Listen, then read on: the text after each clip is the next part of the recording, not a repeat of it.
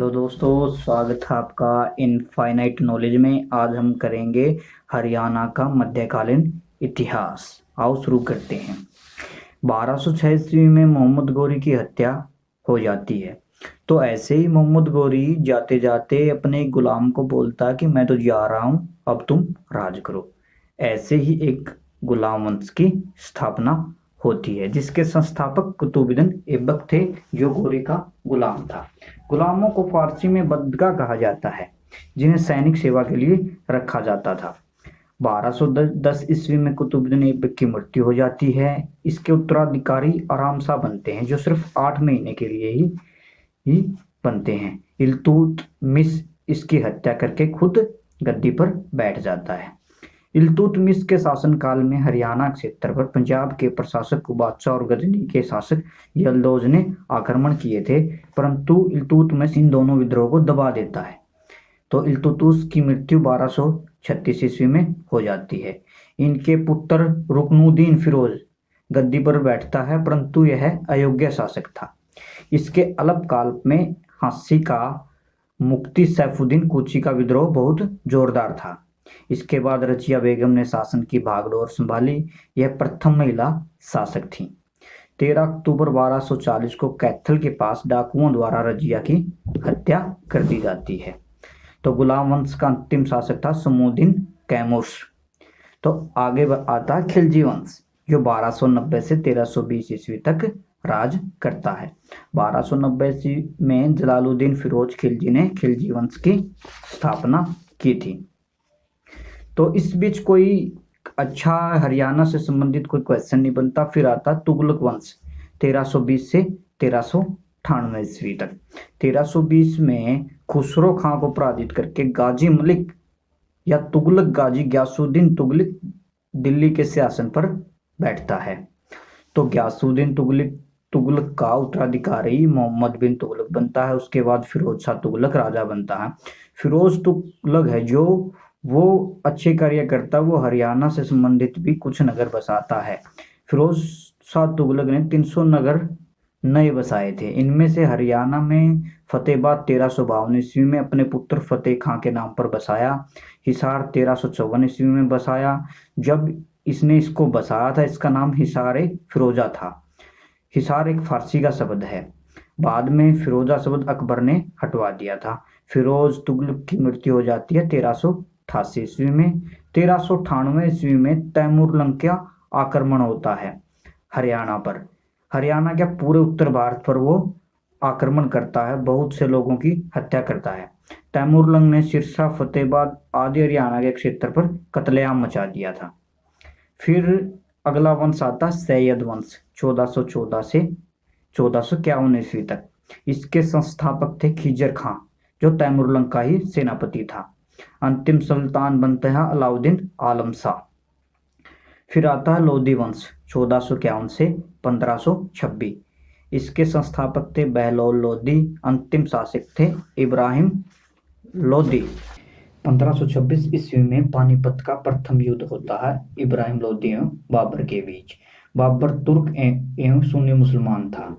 इब्राहिम लोधी की सहायता के लिए हरियाणा से 2 सेना, एक हसन खां मेवाती और दूसरी हिसार के फौजदार खां की थी। पानीपत के युद्ध में बाबर ने पहली बार तुगलमा युद्ध नीतियों तोपखाने का प्रयोग किया था।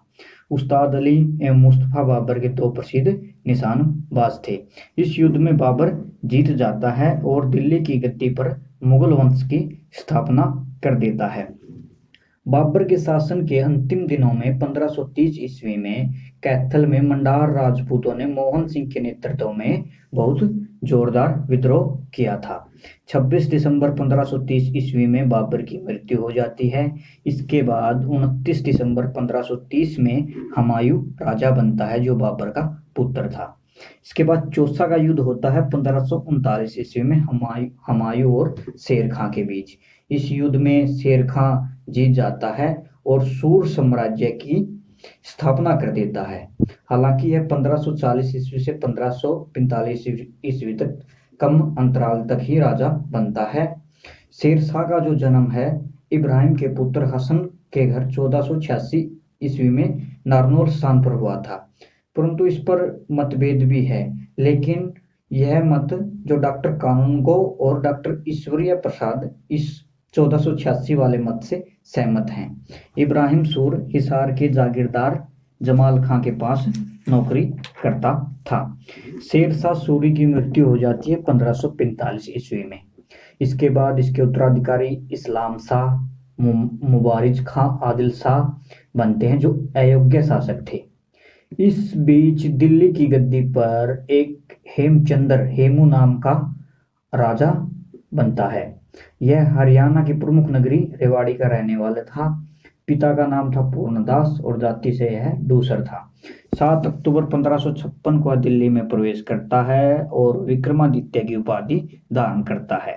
अपने नाम के सिक्के भी चलवाता है और 5 नवंबर 1556 को पानीपत की दूसरी लड़ाई होती है।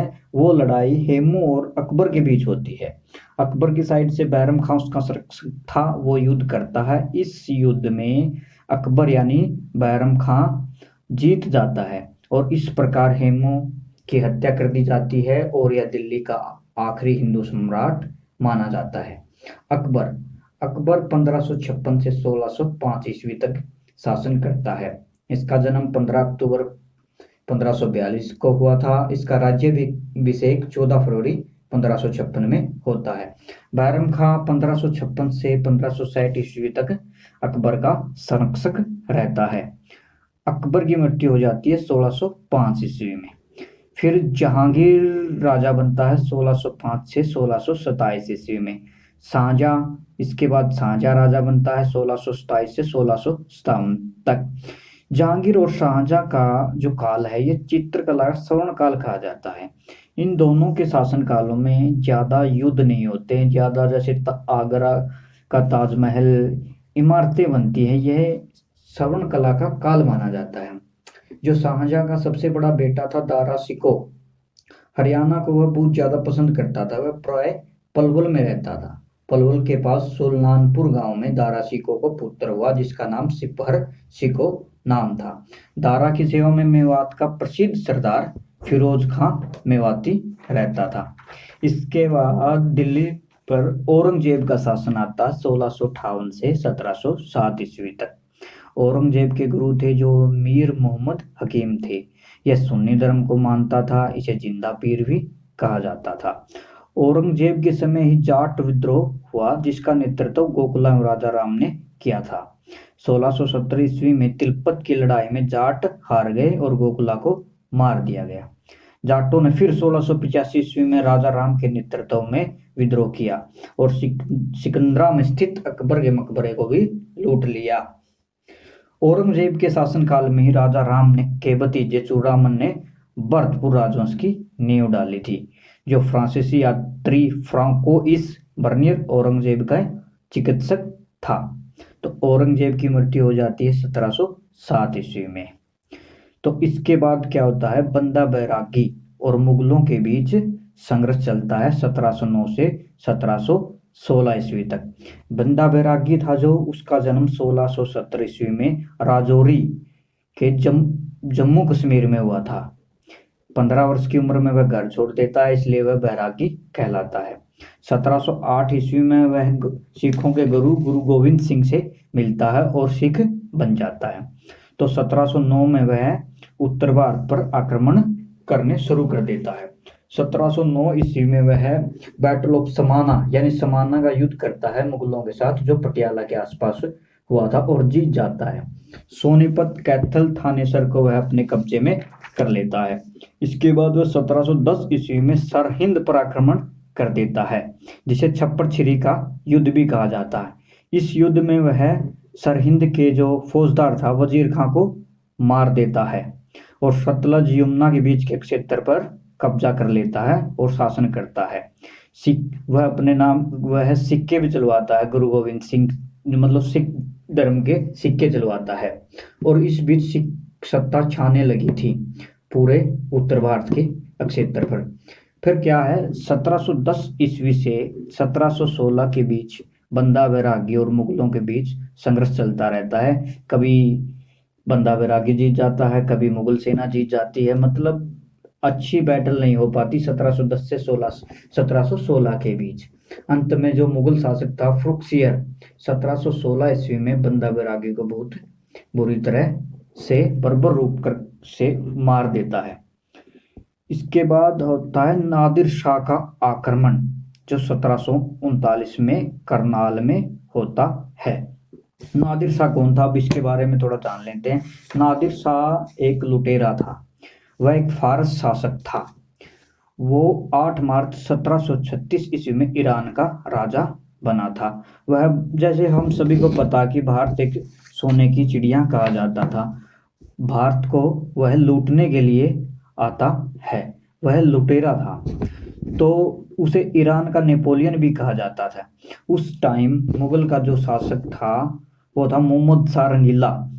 वह 1719 से 1748 तक रहता है। वैसे तो मोहम्मद शाह रंगीला थोड़ा सा अयास टाइप का था, इसलिए उसे रंगीला भी कहते थे। 1739 ईस्वी में करनाल का युद्ध होता है। इस युद्ध में नादिर शाह मोहम्मद शाह रंगीला को बहुत बुरी तरह से हरा देता है और बहुत सारा धन लूट के ले जाता है। इस युद्ध में रेवाड़ी राज्य के जो उस समय का शासक था वो राव बालकिशन था। वह मुगल सेना की ओर से लड़ता है और वह वीर गति को प्राप्त हो जाता है। मुगल बादशाह मोहम्मद शाह ने बालकिशन को शेर बच्चा शमशेर बहादुर की उपाधि भी। थर्ड बैटल ऑफ पानीपत का तीसरा युद्ध, ये होता क्यों है देखते हैं। औरंगजेब की मृत्यु 1707 में हो जाती है। इसके साथ ही मुगल शासकों का पतन होना शुरू हो जाता है। उसके बाद के जो राजा बनते हैं या उनके उत्तराधिकारी होते हैं वो सिर्फ नाम मात्र के उत्तराधिकारी बनते हैं। इस बीच पूरे दक्षिण भारत पर और लगभग पूरे उत्तर भारत पर मराठाओं का राज्य स्थापित हो जाता है। मराठे ही मुगल शासकों के राजाओं को बनाते थे और उन पर कर लगाते थे। बदले में वो मुगल शासकों की बाह्य आक्रमण, जो भारत पर आक्रमण करते थे, उनसे रक्षा करते थे। इस बीच भारत से अफगान से अहमद शाह अब्दाली आक्रमण करता है और इसी कारण से मराठाओं और अफगान के शासक अहमद शाह अब्दाली के बीच युद्ध होता है, जिसे पानीपत का तीसरा युद्ध कहते हैं। यह युद्ध 14 जनवरी 1761 को होता है। मराठाओं की तरफ से नेतृत्व सदाशिवराव भाऊ करते हैं और जो अफगान के शासक था अहमद शाह अब्दाली, इसके बारे में जानते हैं। अहमद शाह अब्दाली था वो 1748 में, जो नादिर शाह ने 1739 में आक्रमण किया था, उसकी मृत्यु के बाद राजा बनता है। इसे दुर्रे दुरानी, मोतियों में मोती आदि नामों से भी जाना जाता है। मराठाओं और अफगान के शासक के बीच जो युद्ध होता है, इसमें अहमद शाह अब्दाली मराठाओं को बुरी तरह से हरा देता है। अहमद शाह अब्दाली 1748 से 1767 तक भारत पर 8 बार आक्रमण करता है। पानीपत पर उसका यह 5वां आक्रमण था और अंतिम आक्रमण उसका सिखों के विरुद्ध था। इस समय जो मुगल शासक थे वो थे शाह आलम द्वितीय। 1759 से 1806 तक वह रहता है, जैसा कि यह नाम मात्र का ही शासक रहता है। तो अब्दाली लूट के चला जाता है, मराठों को बुरी तरह से हरा देता है। तो अब्दाली के वापस लौटते ही नजीब पानीपत के नीचे के हरियाणा क्षेत्र पर अधिकार कर लेता है। इसी बीच बहुत सी शक्तियों का जन्म होता है, जैसे जाट शक्ति, सिख शक्ति, कोई स्वतंत्र राज्य स्थापित। जाटों के बारे में जान लेते हैं। जो जाटों का नेता था वो तिरपुत गांव का वीर पुरुष गोकुला था, जो औरंगजेब के समय से ही उसके खिलाफ विद्रोह कर रहा था और 1617 में उसकी मृत्यु हो जाती है। परंतु जाटों का जो शक्तिशाली नेता बनता है और प्रतापी राजा बनता है वो बनता सूरजमल 1755 से 1763 ईस्वी तक। पानीपत के तीसरे युद्ध के कुछ महीने बाद ही सूरजमल मेवात, झज्जर और रोहतक के क्षेत्र पर जाट पताका फहरा देता है। सूरजमल हरियाणा का यह जो क्षेत्र वह अपने लंगड़े पुत्र जवाहर सिंह को दे देता है। फिर 25 दिसंबर 1763 में हिडन नदी के पास सूरजमल की हत्या कर दी जाती है। तो सूरजमल की मृत्यु के बाद 1765 में फिर नजीब सोनीपत पर आक्रमण करता है और बुआना गांव में आग लगा देता है। तो वह हिसार में अपने पुत्र जाबित खां को उत्तराधिकारी बनाता है। 31 अक्टूबर 1707 को नजीबाबाद में नजीब की मृत्यु हो जाती है। फिर आते हैं महादजी सिंधिया। यह भी एक मराठा सरदार राणोजी सिंधिया पुत्र था, जिसका जन्म 1727 ईस्वी में हुआ था। 1750 में राणोजी की मृत्यु हो जाती है, तो यह ग्वालियर का शासक बनता है। 1785 में महादजी दिल्ली पर अधिकार करता है।